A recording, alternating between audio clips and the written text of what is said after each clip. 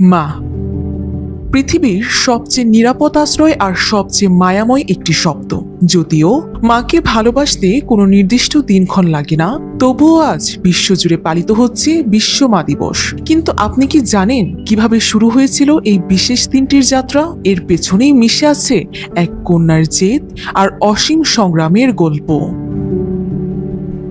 সভ্যতার চাকা যত দ্রুতই ঘুরুক না কেন, দিন শেষে সব প্রশান্তির ঠিকানা যেন মায়ের আঁচল। ব্যস্ত এই পৃথিবীতে একটি বিশেষ দিন শুধু মায়ের জন্য তুলে রাখার আকুলতা আজ থেকে শুরু হয়নি। প্রাচীন গ্রিসে দেবতাদের মারিয়ার পূজা কিংবা সপ্তদশ শতকের ব্রিটেনের মাদারিং সানডে, সবখানেই মাতৃত্বকে সম্মানের বীজ রোপিত ছিল।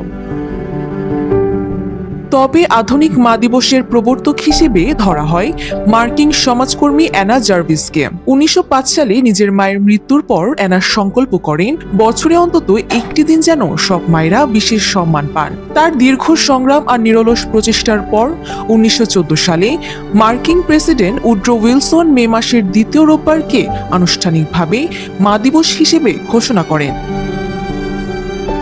আজ সেই 10 মে 2026। ক্যালেন্ডারের এই তারিখটি এখন কেবল একটি দিন নয়, বরং মাতৃত্বের প্রভাবকে স্বীকৃতি দেওয়ার বৈশ্বিক মঞ্চ। এক গবেষণায় দেখা গেছে বছরের অন্য যে কোনো দিনের তুলনায় এই দিনটিতেই পৃথিবীর সবচেয়ে বেশি ফোন কল আসে। দামি উপহার কিংবা জমকালো আয়োজন নয়, সন্তানদের ফোন আর একটি সহজ স্বীকারোক্তি, মা তোমায় ভালোবাসি। এটুকুই পূর্ণতা দেয় এই দিনটিকে।